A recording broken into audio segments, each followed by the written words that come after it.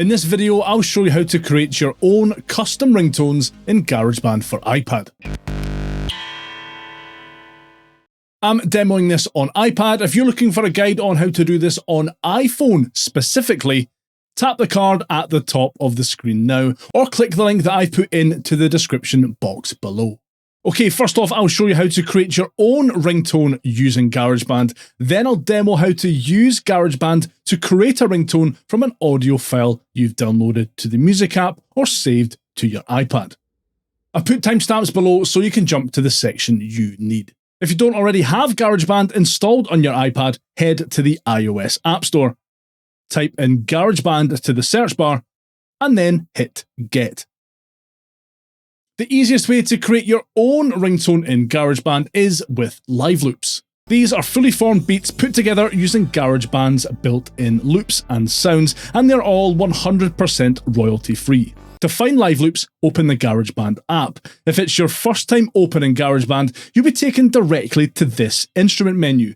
Otherwise, the last project you are working on will open. To start a new project from here, hit the save icon at the top of the screen, then tap the plus icon at the top of the My Songs menu.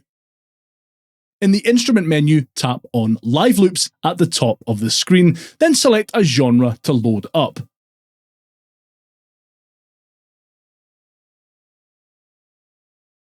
You can hit the bottom of these columns to have a beat play back.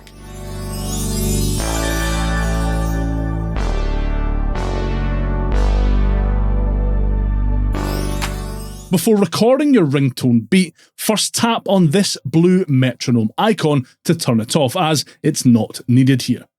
Tap on the small plus icon in the top right corner. Select Section A, then toggle the automatic switch on. This will allow you to record more than 8 bars worth of music. Lastly, tap the cog icon to open the settings menu, then toggle on the time ruler. Once you're good, find a beat you like, set it off, and hit record.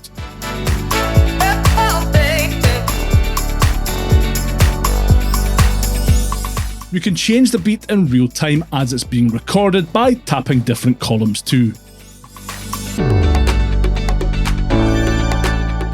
Once you're happy with it, tap the save icon in the top of the screen. Your song will take a second to save, and once it's done, tap and hold on it. In the menu that appears, tap on Share. In this next menu, select the ringtone option.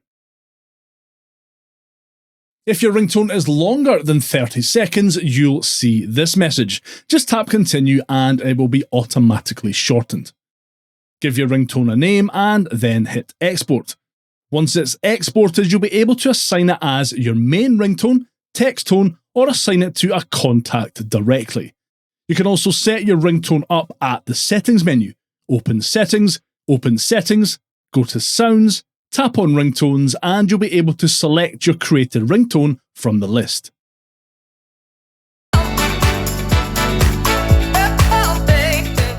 If you want to bring in an audio file from the Music app or your Files app to use as a ringtone, the process is really similar. Create a new project by tapping the plus icon in the My Songs screen, but this time select Audio Recorder from the instrument menu.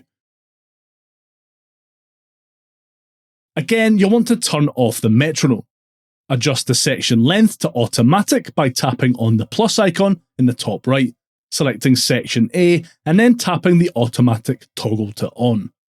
And tap the cog icon to open the settings menu, then toggle on the time ruler. Remember, ringtones can be a maximum of 30 seconds long, and turning on the time ruler displays how long your recording is in minutes and seconds along the ruler. Next step is to tap on the loop icon in the top right of the screen. There are 3 tabs at the top of this menu. Apple Loops lets you use GarageBand's selection of stock samples, loops, and MIDI patterns. Tap on Files and you'll be able to view a list of any files you've imported to GarageBand previously, and you can bring in files from your Files app too. And the Music tab lets you import music files you own or are stored locally on your iPad. You can't bring in any tracks that you haven't downloaded to your iPad or any that are copy protected. So don't go into this thinking you can just rip any song from Apple Music into your GarageBand project. That just won't work. To bring a file you've downloaded or saved to your iPad, tap on the File tab here, then at the bottom here, tap on Browse Items from the Files app. From here, you can select which folder your files are located, then tap on which one you want to bring into GarageBand. After a few seconds, you'll see the file appear in the browser. Now it's just a case of tapping, holding, and dragging your file into a track.